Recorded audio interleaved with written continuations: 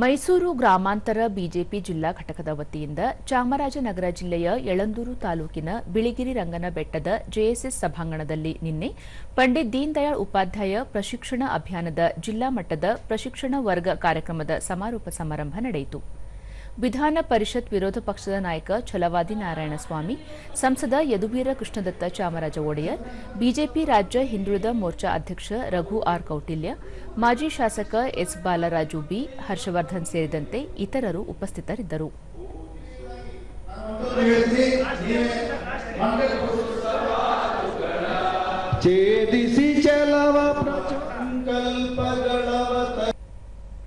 ಬಳಿಕ ಛಲವಾದಿ ನಾರಾಯಣಸ್ವಾಮಿ, ಪ್ರಶಿಕ್ಷಣ ವರ್ಗ ಕಾರ್ಯಕ್ರಮವು ತಳಮಟ್ಟದಿಂದಲೇ ಕಾರ್ಯಕರ್ತರನ್ನು ಸಂಘಟಿಸಿ ಪಕ್ಷವನ್ನು ಬಲಪಡಿಸುವ ನಿಟ್ಟಿನಲ್ಲಿ ಅನುಸರಿಸಬೇಕಾದ ರೂಪುರೇಷೆಗಳನ್ನು ಸಿದ್ಧಪಡಿಸುವ ಕಾರ್ಯಕ್ರಮವಾಗಿದೆ. ಇದರ ಜೊತೆಗೆ ಪಕ್ಷದ ತತ್ವ ಸಿದ್ಧಾಂತಗಳು, ಆಶಯಗಳ ವಿನಿಮಯಕ್ಕೂ ಸಹ ವೇದಿಕೆಯಾಗಿದೆ ಎಂದು ತಿಳಿಸಿದರು.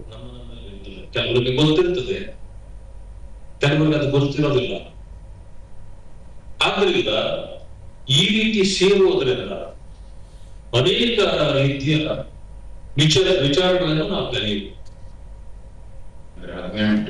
ಸಂಸದ ಯದುವೀರ ಕೃಷ್ಣದತ್ತ ಚಾಮರಾಜ ಒಡೆಯರ್, ಪ್ರಶಿಕ್ಷಣ ವರ್ಗ ಕಾರ್ಯಕ್ರಮ ಪಕ್ಷದ ಹಿರಿಯ ನಾಯಕರು ರೂಪಿಸುವ ಸಿದ್ಧಾಂತ ಚೌಕಟ್ಟುಗಳ ಮೂಲಕ ಕಾರ್ಯಕರ್ತರ ವ್ಯಕ್ತಿತ್ವ ರೂಪಿಸುತ್ತದೆ.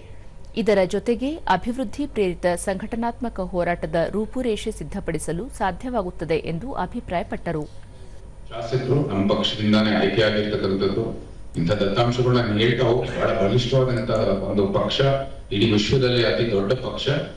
ಅದಕ್ಕೆ ಕಾರಣ ಈ ಒಂದು ಮಹಾಭಿಯಾನ, ಇಂಥ ಒಂದು ಸಂಘಟನಾತ್ಮಕವಾದಂತಹ ಪ್ರಕ್ರಿಯೆಗಳು.